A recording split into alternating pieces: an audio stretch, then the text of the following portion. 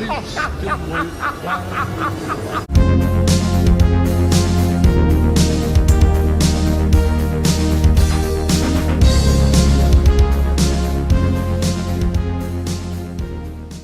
How's it going, everybody? First things first, I want to emphasize that this is a spoiler-free review on Joker, so if you haven't seen the movie, you're good.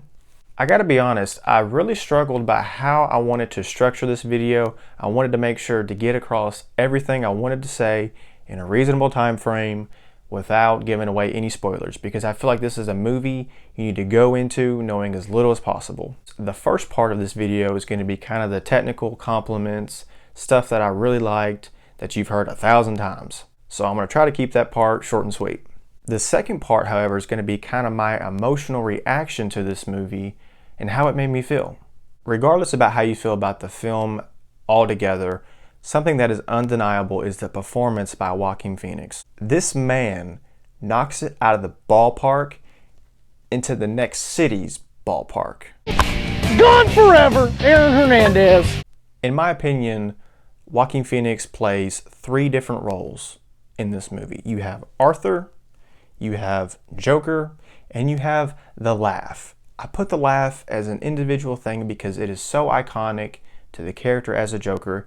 It is so important that if you don't have the laugh, you really don't have the Joker. Oh my goodness, the laugh.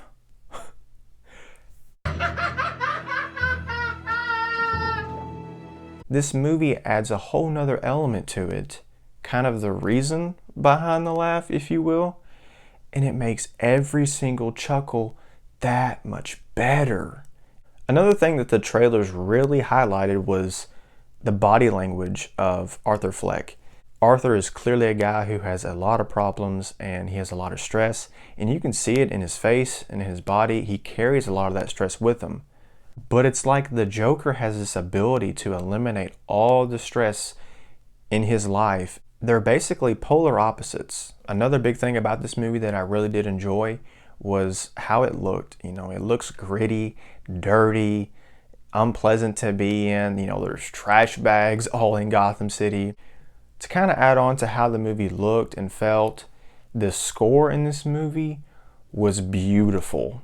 It really was beautiful. Just take a second and listen to this.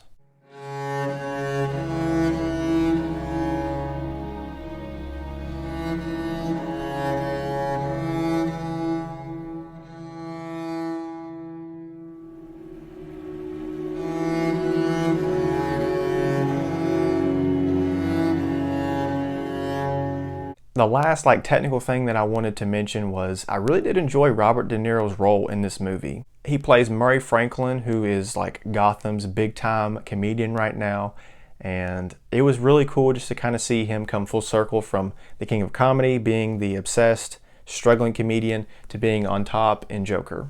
This is going to be the beginning of the video where I talk about how this movie impacted me emotionally. I absolutely loved this film. I haven't left the theater so satisfied in such a long time.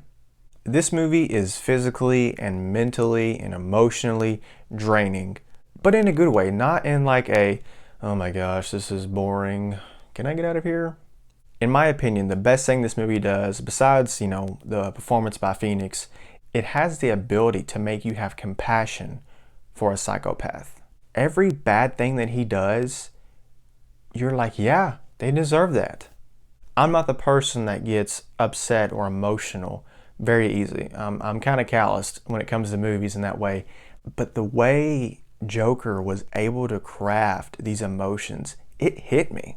This movie was deep, emotional, gritty, and depressing. I totally forgot about this movie. This movie has Joaquin Phoenix in it, and it came out in 2018. You Were Never Really Here.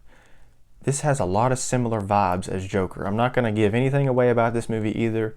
If you happen to run into this movie, definitely check it out if you're craving more Joaquin Phoenix. That's going to wrap up this review, guys. I hope you all enjoyed it. I think next week we're going to review Midsommar. I've actually not seen that film, so I'm really looking forward to that. Last thing before I head out, guys, don't forget to smile. Smile, though your heart is aching. Smile, even though it's breaking.